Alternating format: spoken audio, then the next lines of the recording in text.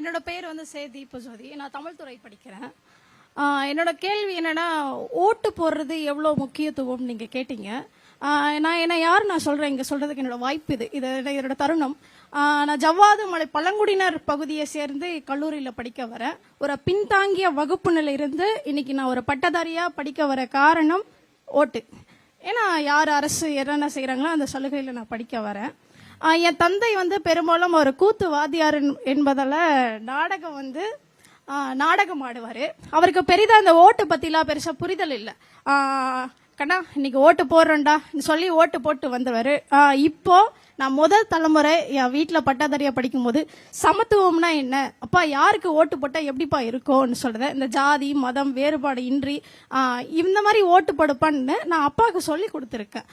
இந்த வருஷம் நான் ஃபர்ஸ்ட் டைம் ஓட்டு போட போறேன். என்னோட கருத்து எப்படின்னா, சமத்துவத்தையும் மதம் வேறுபாடு இல்லாத பார்ப்பனர் ஆதிக்கம் இல்லாத யார் ஒருவர் கொள்கையை பேசுறாங்களோ அவங்களுக்கு நான் உண்மையா ஓட்டு அளிப்பேன். இதுதான் என்னோட முதல் ஓட்டா இருக்கும். நன்றி. உங்க பேர் என்ன தங்கச்சி? தீபஜோதி. தீபஜோதிக்கு ஒரு பெரிய கைத்தட்டல் கொடுத்துடலாமா? ஏன்னா அப்பா சொல்லி வளர்ந்த பெண்ணை தவிர பெண்ணா ஒரு ஸ்டூடெண்டா அவங்க புரிதல் வந்து அப்பாக்கு சொல்லி கொடுக்கறாங்க. இது பண்ணுங்க அப்படின்னு அவங்க சொல்லி கொடுக்கறாங்க. அதுவும் ரொம்ப நம்ம கல்வியினுடைய நோக்கமே அதுதானே ஹாசினி. நம்ம தெரிஞ்சுக்கிட்டு நாம பயன்படுறது மட்டும் இல்லாம நம்ம சுத்தி இருக்கிறவங்களுக்கு, குறிப்பா நம்மளுடைய பெற்றோர் அவங்களுக்கும் சேர்த்து சொல்லி கொடுக்கணும். அது ரொம்ப முக்கியம்.